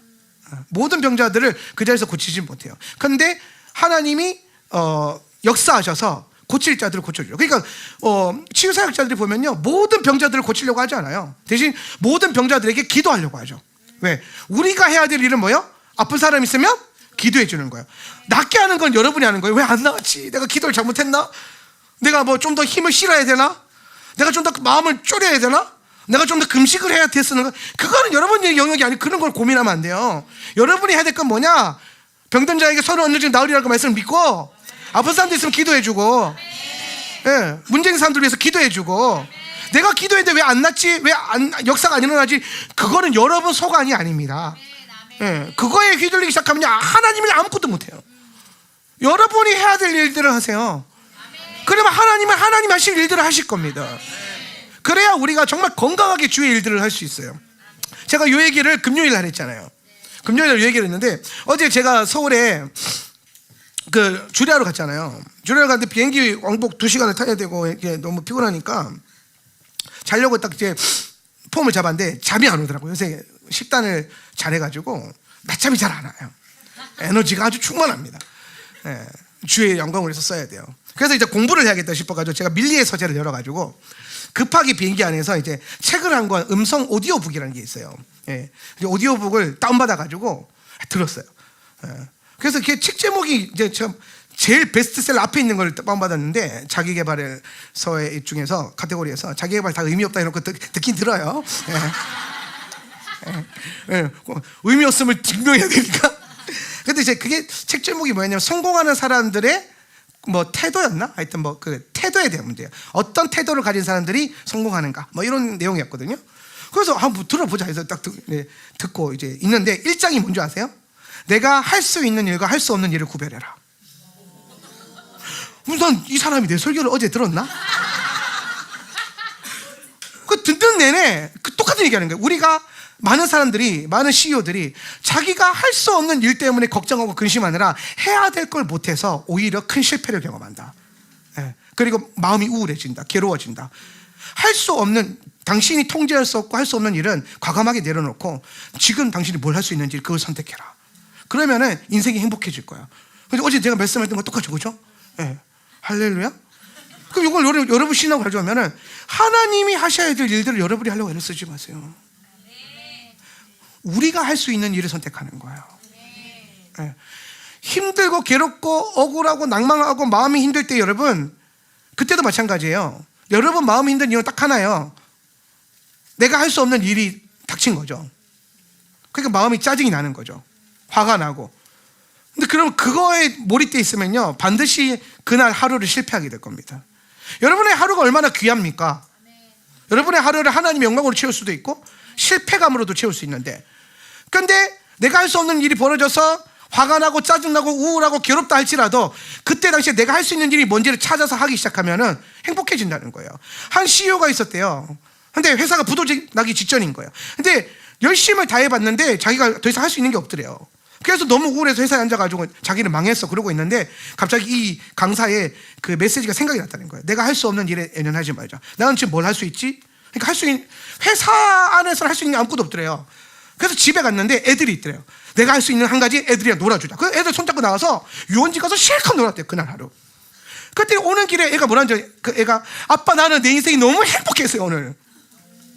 근데 나는 너무 행복했어요 아버지라고 외치는 그 아들의 얼굴을 보면서 자기가 행복해지더래요. 이 사람은 회사에서 하루 종일 나는 망해서, 나는 실패자야 그러면서 우울해 이러고 있을 수 있었는데, 자기가 할 수 있는 일을 찾아서 그거에 열심히 하니까 그날 행복해진 거예요. 그렇게 2달을 버텼대요. 그랬더니 정말 하나님의 은혜라고 하지 않고, 그 세상도 그러죠. 운이 좋게도 이렇게 얘기하더라고요.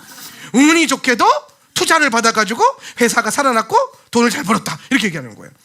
근데 제가 그걸 들으면서 무슨 생각이 있냐면은, 원리가 아주 성경적이잖아요. 내가 할 수 있는 일. 근데 여러분 성도들도 마찬가지예요. 심지어 예수를 믿는데도 불구하고, 하나님을 믿는데도 불구하고 하나님이 일하실 거 생각 안 하고 자기 힘든 거, 자기 괴로운 거, 승질나는 거, 화나는 거, 막 그런 것만 메워가지고 막 이거 어떻게 할까 막 하루 종일 막 분노에 찌들어가지고 막 누구 하나 걸리면 봐라 이러고 있고, 아니 우울해져 나는 하루 종일 우울해 나는 망했어 막 이렇게 하고 있고, 그 전혀 쓸데가 없다라는 거예요. 그게 무슨 그리스도인이에요? 그리스도인이면 그 순간에 뭘 해야 되겠어? 내가 뭘 할 수 있지?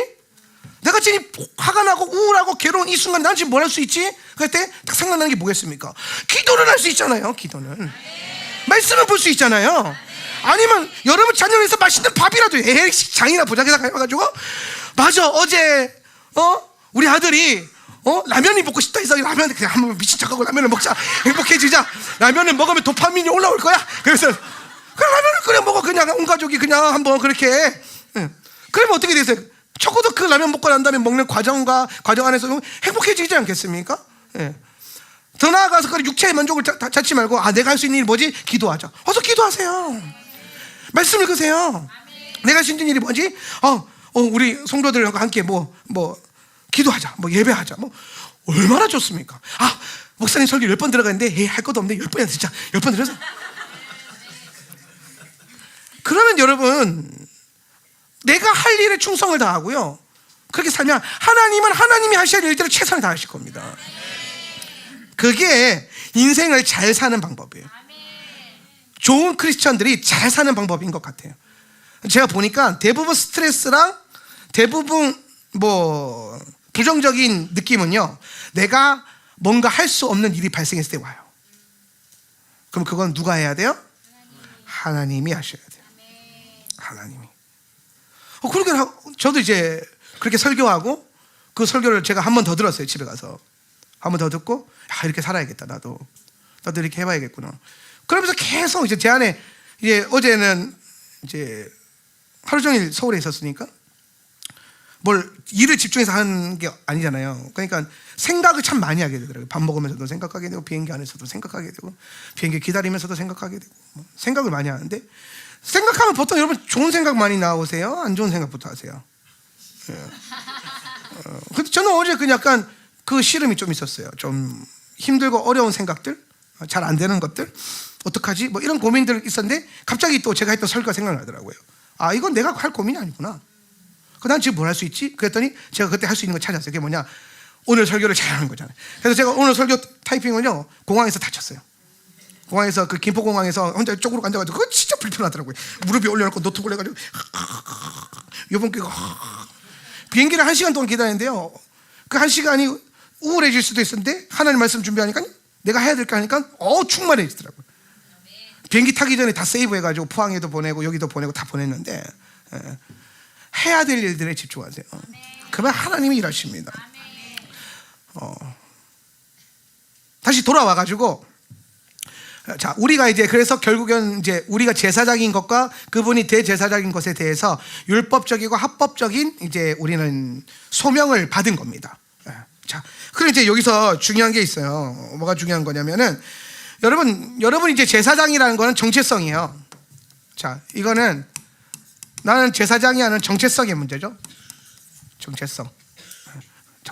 근데 여러분, 정체성은 바뀌는 거예요, 안 바뀌는 거예요? 안 바뀌죠. 정체성은 안 바뀝니다. 여러분이 하나님의 아들인 것을 안 바뀝니다.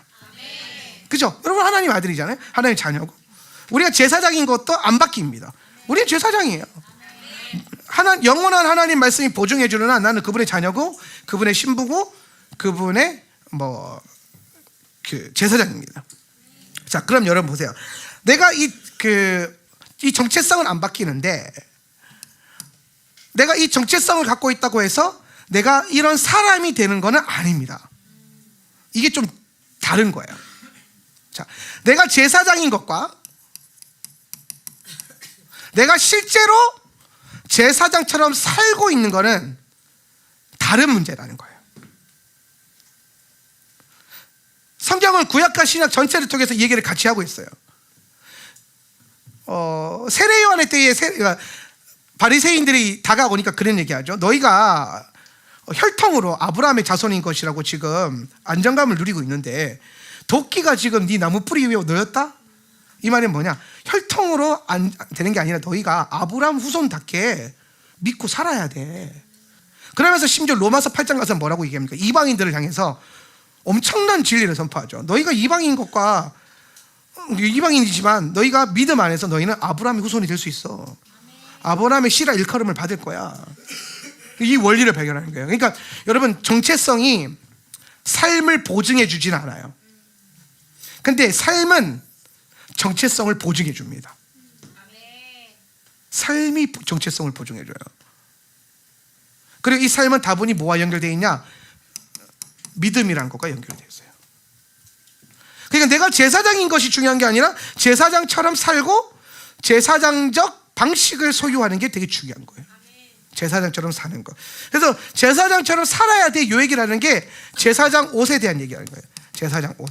자, 이번 주간에 하나님께서 아론을 위하여 28장 10장 2절인데요. 내 형 아론을 위하여. 네, 한번 읽어볼까요? 그리고 너는 시작. 그리고 너는 너의 형 아하론을 위해서 거룩한 옷들을 만들어라. 영광과 화려함을 위해서 만들어라. 제사장이죠. 제사장을 위해서 거룩한 옷을 만들어라. 옷을 만들어라. 그리고 그것을 가지고 뭘 하긴다? 영화롭고 아름답게, 영광스럽고 아름답게 하기 위해서. 그러니까 제사장을, 너는 제사장이야, 와, 난 제사장이다, 이게 끝내는 게 아니라 주님이 옷을 입혀가지고, 이 옷을 입혀가지고 뭐예요? 제사장다운 영광이 나타나게 만드는 게 하나님의 목적이에요. 그래서 이번 주간의 가장 중요한 목적은 뭐냐면, 하나님이 우리에게 제사장이라고 불러주실, 합법적으로 불러주시고, 히브리서를 통해서 그 다음에 뭐라고 하냐면, 이제 레위기 말씀을, 토라를 통해서 합당하게 내가 입어야 될 옷을 입게끔 만들어주는 거예요. 자, 보세요, 여러분. 제사장 옷이 있어요. 뭐 에포도 걸쳐야 되고, 뭐도 입어야 되고, 뭐도 차야 되고, 뭐도 해야 돼. 뭐 엄청 많아, 내용들이. 예. 근데 이건 누구만 입을 수 있어요? 제사장만 입을 수 있어요. 그죠? 그러니까 히브리서에서 너는 택한 족속의 왕 같은 베드로서에서 너는 택한 족속의 왕 같은 제사장이라고 제사장을 딱 해주죠. 그리고 히브리서에서 그거에 대한 근거를 딱 제시하죠. 아, 내가 제사장이구나. 그리고 이번 주에 주님이 이제 뭔지 다시 토라로 와가지고, 그래서 이 옷이 사실은 아론을 위해서 지어줘라라고 했지만은 이게 사실은 너를 위해 예비된 거야, 이 얘기까지 가는 거예요. 아론을 위해서 왜냐하면 모세의 율법을 따르면 아론만 입어야 되는 옷인데, 멜기세덱 계열로 넘어오면은 성도들이 입을 수 있는 옷이에요. 성도들이. 그리스도께서 그 분깃을 나눠주시고, 네, 입게끔 해주시는 거죠. 그래서 입어야 될 옷들. 그래서 이 옷이라고 하는 것은 성경에서는 삶의 방식과 기준 혹은 신분을 상징한단 말이에요. 그러니까 네가 누구인 것과 어떻게 살아야 되는 것인가를 알려줄 거야. 그리고 주님이 입혀주시는 이 옷 때문에 우리가 어떻게 된다?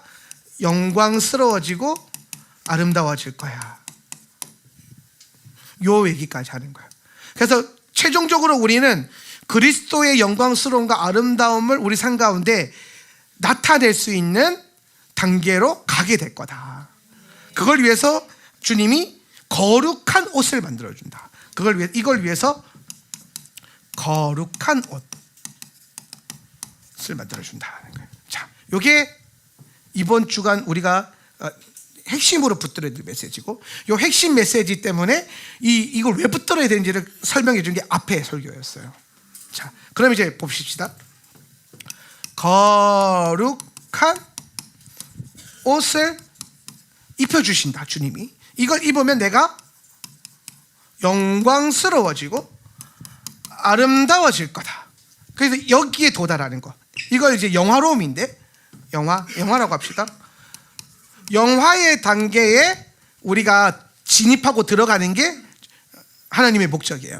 그걸 위해서 주님이 입혀주시는 옷이 거룩한 옷, 제사장 옷이에요. 제사장 옷. 그런데 옷은 삶을 얘기하는 거고요. 삶의 방식.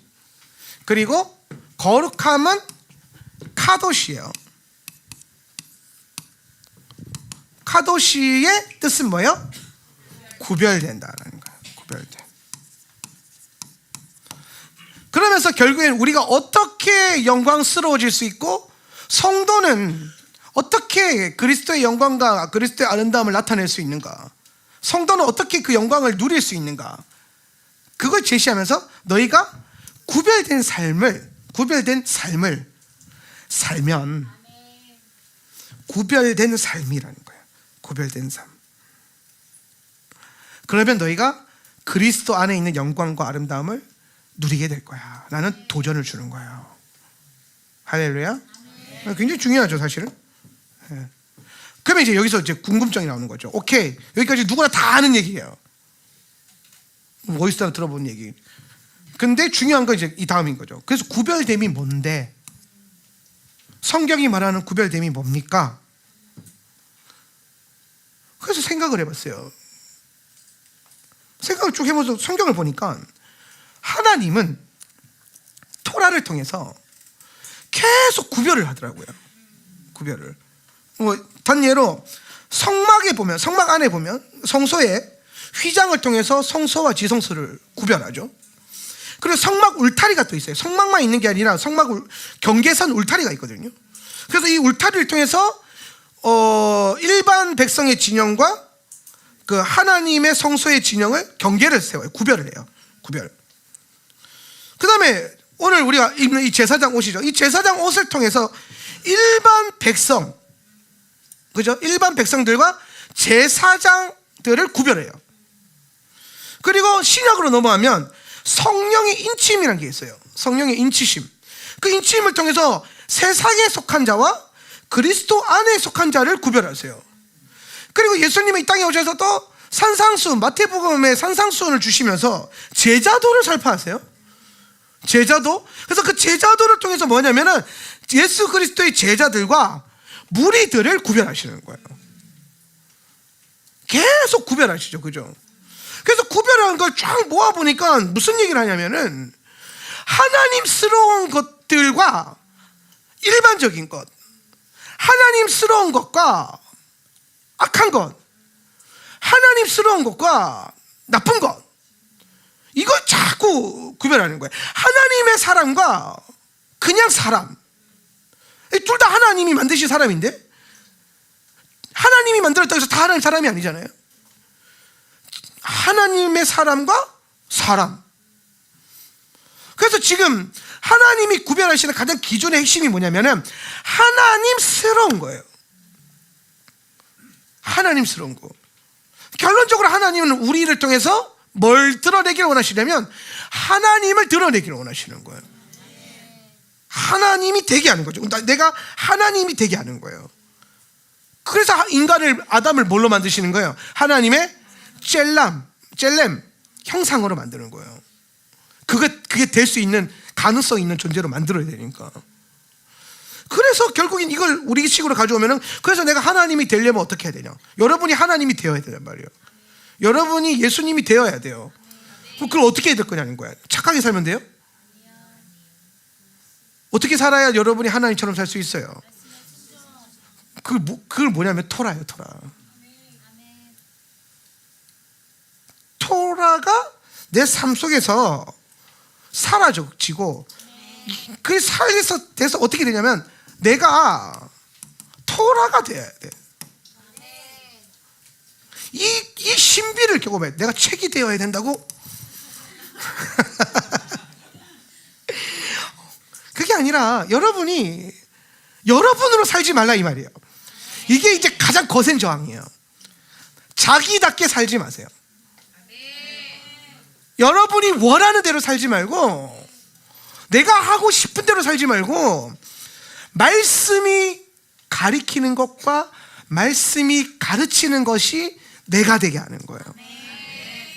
그래서 이것이 내가 이것이 되면 나를 버려야겠죠. 나를 버리고 내가 이것이 되면 오늘 내 삶을 통해서 뭐가 이제 드러나기 시작하냐면은 하나님의 형상이, 하나님의 말씀이 드러나고 보여져요. 저 사람이 뭐지? 뭔가 삶이 달라. 예수 믿는데 뭐가 달라야 돼요. 근데 자기답게 살아서는 안 달라져요. 와, 저는 누가 봐도 한명진이다, 한명진스럽다. 그러면 여러분 안 됩니다. 하나님의 형상이 나타나야 돼요. 하나님스러움이 나타나야 돼요. 이번 주간에 밥 먹는데 우리 박유영 선교사가 집에 와서 그러다가 갑자기 내 앞에 앉으면서, 목사님, 심각하게 어떻게 하면 목사님처럼 담대해질 수 있나요? 목사님은 처음부터 담대하셨나요? 이렇게 물어보더라고요. 자기가 이제 너무 약간 소심한가 봐. 그래서 내가 늘 그랬죠. 나는 전혀 담대하지 않단다. 나는 정말 소심하고, 나는 내성적이고 내향적이고, 나는 정말 진짜 아이예요. 나는 아이고, 나는 내성적이고, 그래서 난 누가 진짜 안 친한 사람이 같이 밥 먹으면 말도 잘 못하고, 식당 가서 반찬 더 주세요도 옛날에 못했어요. 지금은 경제관념이 들어와서 이거 덜 먹으면 손해다 싶어가지고 돈 아까워서라도 달라 그러는데 옛날에는 그럴 때가 아니었으니까 막 김치 더 먹고 싶은데 김치 더 주세요도 못하고 그랬단 말이에요.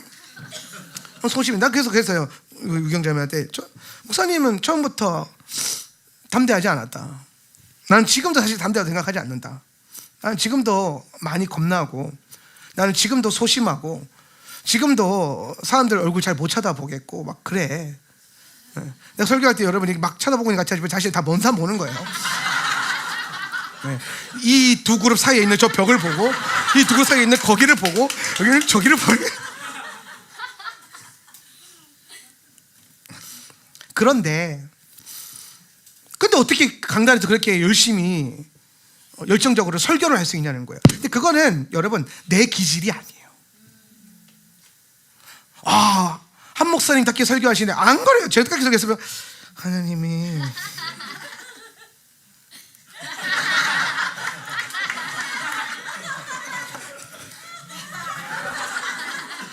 이렇게 해야 돼. 이게 나다운 거야. 못해요 진짜. 근데 모르겠어요. 어느 순간 하나님이 나를 사용하셔요. 어느 순간 하나님이 내게 능력을 주시고, 그리고 이 하나님 말씀을 선지자적으로 담대하게 사도적으로 선포해야 된다는 믿음을 주시니까 저는 그거 확신이 있거든요. 설교를 잘 가르치기도 하고 이해시키기도 하지만 중요한 거는 선지자적 사도적 선포가 돼야 된다. 삶을 변화시켜야 되고 회개시켜야 되고 좀 불편하게 만들어야 되고, 그래야 죄성이 캐내십시오. 죄성을 캐내야 되는 거예요. 언제까지 네 하고 싶은 대로 살 거야? 그래서 좀 이렇게 캐내야 되고. 그런데 이게 내 성정으로는요 이거 못 캐냅니다. 근데 그런 영이 임하는 것 같아요. 이 강단에 서서 말씀을 준비하다 보면은, 하나님 말씀 나누다 보면은 하나님이 그런 은혜와 영을 부어주시는 거예요. 그건 제 안에 나타나는 하나님의 어떤 성품과 형상이에요. 가끔 우리 와이프가 그걸 넘어서서 제가 제 그 승질과 기질대로 할 때가 또 있겠죠. 약간의 또 다혈질적인 기질이 있으니까. 소심한데 다혈질이에요. 얼마나 무서워요. 소심한데 다혈질 제일 무서운 겁니다. 조용히 다 죽여요. 그런데 이제 이게 하나님의 성품을 넘어서기 시작하면 우리 와이프가 딱 한마디예요. 네 기질대로 하지 마라. 그러면 딱 보면 또 어떻게 내 기질이야. 그럼 낮춰야지. 낮추는 거예요. 여러분 기질대로 살지 마세요. 나는 몇 번이라서 이렇게 살아야지. 무슨 소리예요. 그거는 여러분을 이해하고 성도들을 서로 이해하고 사랑하라고, 여러분 스스로 사랑하고 이웃을 사랑하라고 알려준 거지, 그렇게 살라고 카테고리화 시킨 게 아니에요. 여러분 꼭 기억하십시오. 여러분 기질대로 살면 안 됩니다. 그래서 절대로 그리스도의 형상이 나타나지 않습니다. 언제 그리스도가 그리스도다워지냐? 여러분 예수 그리스도께서 언제 자신을 완성하셨어요? 어디에서 자기를 완성하셨어요? 십자가에서 자기를 못 박아 다루셨을 때, 자기를 부인하셨을 때, 자기를 내어드렸을 때. 그럼 여러분 안에 언제 그리스도 형상이 완벽하게 살아나겠습니까? 여러분 스스로를 십자가 앞에 달아드릴 때에, 나를 주님 앞에 내어드릴 때에, 나 자신을 부인할 때에. 그 외에 많은 영역에서도 가능하겠지만은 거기가 가장 완벽한 자리라는 거예요. 주님이 은혜 주시고 부욕케 하시고 풍요롭게 하시는 것도 하나님의 은혜고 하나님 성품이지만, 그걸 넘어서서 그 모든 것조차도 배설물처럼 여기고 예수 그리스도의 십자가 외에는 자랑할 게 없다라고 고백할 수 있는, 십자가를 붙들고 십자가에 달리고 나는 없고 예수가 살고, 내 기질은 없고 예수가 살고, 내 성격은 없고 예수가 살고, 내 승질은 없고 예수가 살고, 내 기분 따위는 없고 예수가 살고, 그래야 예수 그리스도인, 예수를 믿는 사람, 성도, 제자도, 신부가 되는 겁니다. 그렇게 살아가십시오. 이번 주간에 주님이 그 옷을 입혀주시려고. 근데 여러분 이 옷을 입으려고 하면, 자, 옷을 입을 때 입고 있던 옷을 벗어야 돼요? 껴입어야 돼요? 여러분 입고 있는 옷을요 또 껴입고 또 껴입고 또 껴입는 건 죄성입니다. 죄성입니다. 죄의 누더기 옷을 껴입고 껴입고서 이러고 다닐 거예요. 나중에 영광스러움이 없어요. 여러분 예쁜 옷을 주님이 마련해 두셨어요. 내 따라 봐라. 영광스러운 드레스다. 거룩한 하나님의 영광, 이걸 입어라. 그런데 막 좋아 보이네요. 근데 입으려면 어떻게 해야 돼요? 벗어야 될 거 아닙니까? 벗어야 돼. 벗어 제껴야 될 거 아닙니까? 그리고 벗어난대요. 누더기야, 더러워, 낡았어. 그러면 뭐 해야 돼요? 찢어서 버려버려야 될 거 아니에요. 좋은 옷이 있는데, 새 옷이 있는데 왜 구질구질한 옛 습관을 아직도 못 버리냐고요. 왜 그거 없으면 죽어가냐고요. 얼마나 영광스럽고 얼마나 아름다운 신부의 겉옷을 입혀놨는데 여러분 안에 있는 모를 돌돌 말아가지고 쓰레기통에 처박아 버리고 예수의 이름으로 덮어버리고 주님이 이번 주간에 토라를 통해서 입혀주시는 영광스러운 새 옷을 입으세요. 깨끗한 옷을 입으세요.